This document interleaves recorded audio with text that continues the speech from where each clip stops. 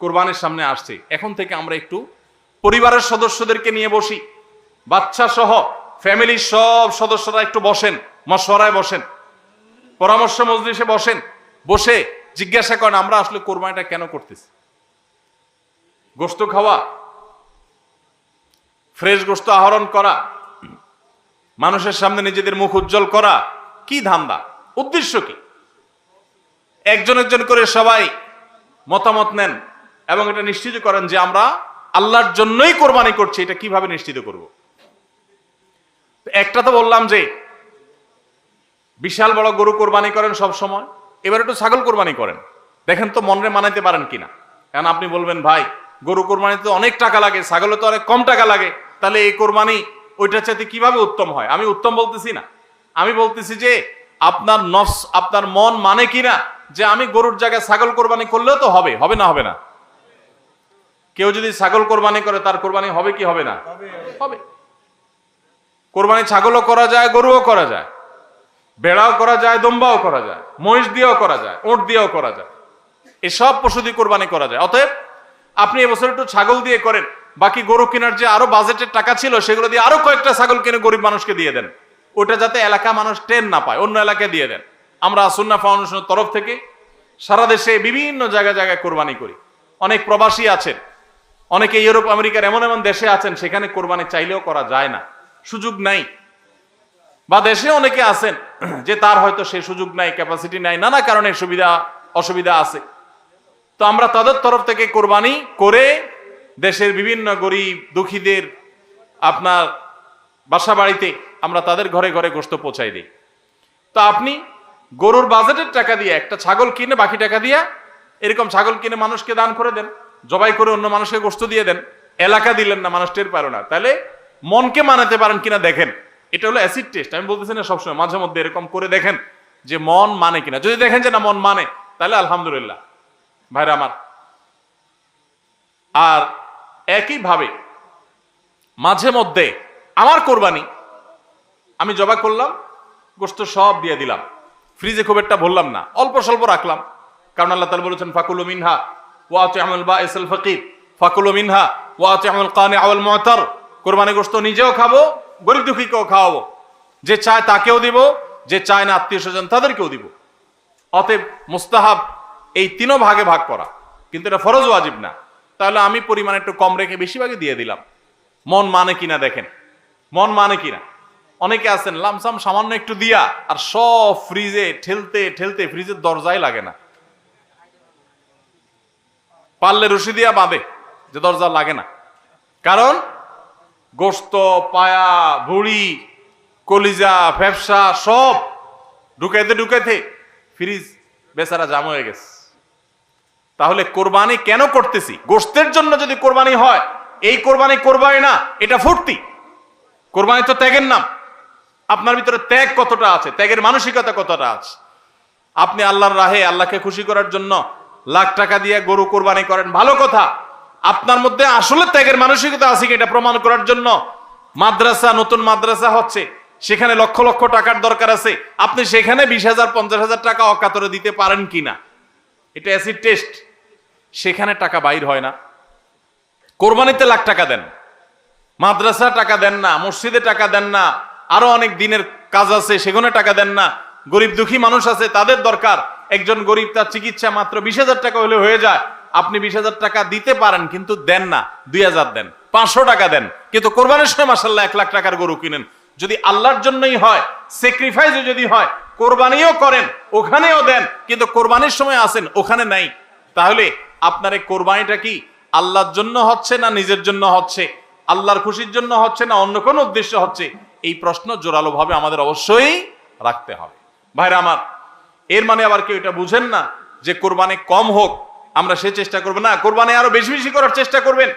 কোরবানি যত বেশি হবে তত আমাদের সব দিক থেকে লাভ। যারা কোরবানি বিদ্বেষী, সেকুলার, বিশেষ করে এক শ্রেণীর মুসলিম বিদ্বেষী নাস্তিক আছে, কোরবানির মৌসুম আসলেই দেখবেন এদের পাখা গজায়, এরা দেখবেন গরুর প্রতি মায়া এত বেশি, এত দরদ, তারা বলে আরে এতগুলো গরু জবাই করে ফেলা হবে, এই গরুগুলোর ভিতরে প্রাণ আছে, কত নির্মমতা, এরকম দেখবেন এরা এখন থেকে এই কয়দিন পর থেকে দেখবেন সোশ্যাল মিডিয়াতে ফেসবুকে তাদের এই সমস্ত জিগি শুরু হয়ে যাবে, আছে না নাই? এরা আবার সকাল বিকাল বিফ ছাড়া, মাটন ছাড়া, অর্থাৎ গরু গোশত আর খাসি গোশত ছাড়া, মুরগির গোশত ছাড়া তাদের নাস্তাও চলে না। তাদের নাস্তায় থাকে হলো আপনার চিকেন স্যান্ডউইচ, তাদের দুপুরে থাকে হলো বিফ কারি, তাদের রাতে থাকে হলো গরুর কালাবুনা অথবা মাটন, ডাল খাসি। 3 বেলা গোশত ছাড়া চলে না। কিন্তু মুসলমানদের কোরবানি আসলে তাদের কি হয়? অ্যালার্জি ছাড়া চুলকানি শুরু হয়, আছে না নাই? এই জন্য এদের প্রতিবাদে কোরবানি আরো বেশি করে করবেন, কিন্তু সেটা আল্লাহকে খুশি করার জন্য যেন হয়। কারে খুশি করার জন্য হবে? আল্লাহকে খুশি করার জন্য। ভাইরা আমার, কোরবানি যত বেশি হবে আমাদের যেরকম সওয়াব হবে, আমাদের দেশের অর্থনীতিতে অনেক বেশি কল্যাণ বয়ে আনবে এই কোরবানি। কিভাবে সেটা? প্রতি বছর কোরবানিতে যে লক্ষ লক্ষ গরু ছাগল জবে হয়, এই লক্ষ লক্ষ গরু ছাগল এগুলো তো আসমান থেকে নাজিল হয় না, জমিন ফেড়ে বের হয় না। এক সময় ইন্ডিয়ান গরুর উপরে আমাদের দেশ নির্ভর ছিল। আলহামদুলিল্লাহ গত বেশ অনেক বছর ধরে আপনারা দেখেন যে আমাদের দেশীয় গরু দিয়েই আমাদের কোরবানির ম্যাক্সিমাম চাহিদা প্রায় পূরণ হয়ে যায়। ইন্ডিয়ান গরুর উপরে এখন আর আমাদের কোরবানি নির্ভর নয়। এই যে গরুগুলো উৎপাদন হচ্ছে, আপনি উত্তরবঙ্গে গেলে দেখবেন, আমি যাই বিভিন্ন সময়, সিরাজগঞ্জ যাবেন, পঞ্চগড় যাবেন, ঠাকুরগাঁ যাবেন, দিনাজপুর যাবেন, বিভিন্ন জায়গায় যাবেন উত্তরবঙ্গে, দেখবেন যে কৃষকরা তারা অনেকে গরু পালন করছেন। আমরা সুন্নাহ ফাউন্ডেশন থেকে যখনই কোনো বিধবাকে, কোনো গরিব অসহায় মানুষকে স্বাবলম্বী করার জন্য বলি আপনাকে কোন জিনিসটা কিনে দিলে আপনার বা ভালো হয়, আপনি সেটা দিয়ে উপার্জন করতে পারবেন। বেশিরভাগ বিধবারা, বেশিরভাগ অসহায় মানুষেরা তারা বলে একটা গরুর বাছুর কিনে দেন, একজোড়া ছাগল কিনে দেন, তাহলে এগুলো আমি সারা বছর বড় করব। এগুলো বড় করতে আমার কোনো ঝামেলা নাই। দোকানদারি করা অনেক ঝামেলার কাজ, চ্যালেঞ্জের কাজ, বাকি চলে যায়, টাকা তোলা যায় না, এগুলো সহজ। এই বাছুরটাকে আমি ঘাস খাওয়ায় বড় করব। কোরবানি মৌসুম আসলে এই 20,000 30,000 টাকা দিয়ে কেনা বাছুরটা আমি 70,000 80,000 টাকা বিক্রি করব, ডাবল হয়ে যাবে, আমার লাভ হবে। তাদের জন্য এটা সহজ। তো কোরবানির এই ইবাদতটা মুসলমানরা যেটা করেন এদেশে, এটার মাধ্যমে এদেশের আর্থ সামাজিক উন্নতি হয়। লক্ষ লক্ষ হাজার হাজার কৃষকের, পশুপালনকারীদের তাদের উপার্জনের মাধ্যম হয়। কোটি কোটি টাকা, মিলিয়ন মিলিয়ন টাকার ডিলিংস হয়, লেনদেন হয়, যেটা জাতীয় অর্থনীতির চাকা এটাকে ঘোরাতে সাহায্য করে।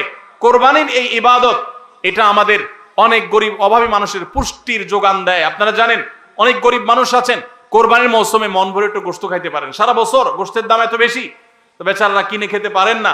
তাহলে কোরবানির এই গোশত, কোরবানির এই উৎসব, এই ইবাদত, এটার মাধ্যমে পশুপালনকারীদের উপার্জনের মাধ্যম হয়। সারা বছর যারা অপেক্ষা করে কোরবানির সময় পশু জবাই করে, পশু বিক্রি করে আবার তারা পশুপালন করবে, এর মাধ্যমে তাদের আর্থিক যে অনটন আছে এটা দূর হয়, তাদের উপার্জনের মাধ্যম হয়। আবার গরিব অভাবী মানুষ যারা আছে, যারা পুষ্টির অভাবে থাকে, পুষ্টিহীনতায় থাকে, তাদের আমিষের অভাব থাকে, তাদের খাদ্যের মধ্যে আমিষ পরিমাণ মতো থাকে না, সেই লোকগুলোর এই কোরবানি উপলক্ষে এক একজন 2 কেজি 4 কেজি 5 কেজি গোশত পাইলে কয়েকদিন ধরে তারা আমিষ খেতে পারে, তাদের পুষ্টির যোগান হয়। ভাইরা আমার, এর মাধ্যমে লক্ষ লক্ষ কোটি কোটি টাকা লেনদেন হওয়ার কারণে দেশের অর্থনীতির চাকা সচল হয়। নানা দিক থেকে এর পার্থিব উপকারিতা আছে। যারা কোরবানির বিরোধিতা করে ওরা বসে বসে ওই মাটন কারি, ওই বসে বসে আপনার বিফ, বসে বসে চিকেন স্যান্ডউইচ এবং বসে বসে তারা বার্গার খাওয়া ছাড়া আর কোনো কাজ তাদের নাই। এদেশের অর্থনৈতিক উন্নয়নের পিছনে তাদের কোনো ভূমিকা নাই।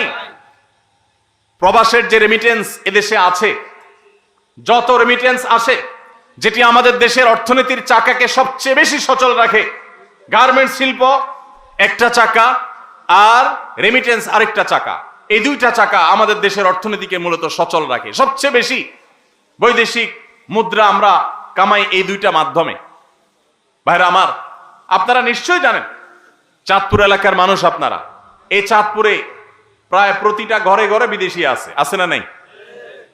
প্রত্যেকটা ঘরে ঘরে প্রায় অনেক প্রবাসী ভাইরা আছেন। এই প্রবাসী ভাইরা যারা আছেন, যাদের টাকায় এ দেশের অর্থনীতির চাকা চলে, তারা ম্যাক্সিমাম মিডল ইস্ট প্রবাসী বা মালয়েশিয়ান প্রবাসী ম্যাক্সিমাম তারা মুসলিম কান্ট্রিগুলোতে শ্রম দিতে গেছেন এবং তাদের ঘাম ঝরানো টাকা দিয়ে এদের সচল হয়। আর এই দেশের আইন, এদেশের নিয়ম, এদেশের সংবিধান, এদেশের সবকিছুর ক্ষেত্রে সবচেয়ে বেশি পোদ্দারি করে হলো ইসলাম বিদ্বেষীরা, আর টাকাটা আনে সবচেয়ে বেশি ইসলামিস্টরা। যত মধ্যপ্রাচ্য প্রবাসীরা টাকা আনে তাদের 99% তারা আলহামদুলিল্লাহ ইসলামকে ভালোবাসে, মহব্বত করে। আমি 10 বছর সৌদি আরবে প্রবাসী ছিলাম, আমি জানি। আমি মিডল ইস্টের বিভিন্ন দেশ ঘুরে ঘুরে প্রবাসীদের ব্যক্তিগত জীবন, তাদের চিন্তা দর্শন, এগুলোকে কাছে থেকে দেখার সুযোগ আমার হয়েছে। প্রবাসীদের যে টাকা, এদেশের অর্থনীতির চাকা সবচেয়ে বেশি সচল থাকে। আমি ইউরোপ আমেরিকায় থাকা প্রবাসী ভাইদের প্রতি শ্রদ্ধা রেখে বলছি, তাদের মধ্যে অনেকে আছেন তারা দেশকে ভালোবাসেন, কিন্তু ম্যাক্সিমামের অবস্থা হলো যে তারা যদি ওই সমস্ত দেশে একবার যেতে পারে, তাহলে দেশে জমি জমা, বাড়ি গাড়ি যা আছে এগুলা বিক্রি করে ডলার করে হুন্ডির মাধ্যমে নিয়ে যায়। কারণ ওই দেশে তার একটা বাড়ি কেনা লাগবে, কারণ সে সেখানকার নাগরিক হয়ে যায়। আর মিডল ইস্টে যারা যায় তারা নাগরিক হইতে পারে না, এই জন্য ওখান থেকে একটা রিয়াল, একটা দিরহাম পারলে ওইটা বাঁচিয়ে দেশে পাঠায়। ঠিক না বে ঠিক? অতএব কোরবানির উৎসবের মাধ্যমে দেশের অর্থনীতির চাকা সচল হয়, প্রবাসীদের কষ্টার্জিত আয়ের মাধ্যমে দেশের অর্থনীতির চাকা সচল হয়। এদেশের অর্থনীতির চাকা সচল হওয়ার পেছনে সবচেয়ে বেশি ভূমিকা যাদের, তাদের বিরুদ্ধাচরণকারী যাদের কোনো ভূমিকা নাই, বসে বসে বার্গার খাওয়া ছাড়া, চিকেন আর বিফ কাট আপনার মাটন খাওয়া ছাড়া যাদের আর কোনো কাজ নাই, এরাই কোরবানি আসলে গরুর জন্য মায়া কান্না শুরু করে। এজন্য এদের প্রতিবাদে আরো বেশি বেশি করে কোরবানি করবেন। আপনাদেরকে কোরবানি কম করতে বলি, কোরবানির উদ্দেশ্য যেন হয় আল্লাহকে শুধু খুশি করা, সেটা নিশ্চিত করতে হবে। সবাই চেষ্টা করবো তো ইনশাআল্লাহ? আল্লাহ আমাদের সবাইকে আল্লাহর উদ্দেশ্যে কোরবানি করার তৌফিক দান করুন। তাহলে কোরবানি আসার আগে আগে নিজেকে নিজে জিজ্ঞাসা করবেন, পরিবারের সদস্যরা বসে নিজেদের মধ্যে পর্যালোচনা করবেন যে আমরা কোরবানিটা কেন করছি, আমাদের উদ্দেশ্যটা কি। আমাদের উদ্দেশ্য হবে আল্লাহর নির্দেশ পালনার্থে আমি আমার অর্থ করি, এটা ব্যয় করলাম। একটা পশু কিনলাম, ঈদের আগের রাতে কিনবেন না, পারলে 2-4 দিন আগে কিনবেন। যত বেশি আগে কিনতে পারেন তত ভালো। কিনলে ওই পশুটাকে আপনি নিজে হাতে খাওয়াবেন, গোসল করাবেন, ওইটাকে পরিপালন করবেন, প্রতিপালন করবেন, ওটার মধ্যে একটা মায়া হবে। এরপরে সেই পশু যখন জবে হবে নিজের কাছে একটু খারাপ লাগবে, এটা এক ধরনের স্যাক্রিফাইস। ফজর নামাজ যখন পড়বো মনে চায় না, তারপরে কষ্ট করে উঠে পড়বো, এটা স্যাক্রিফাইস। তো কোরবানির এই ইবাদত আমাদেরকে স্যাক্রিফাইস এবং ত্যাগ শিখায়। আল্লাহকে সন্তুষ্ট করার জন্য আমরা যেই কোনো ধরনের স্যাক্রিফাইস করার চেষ্টা করব। আল্লাহ আমাদের সবাইকে তৌফিক দান করুন।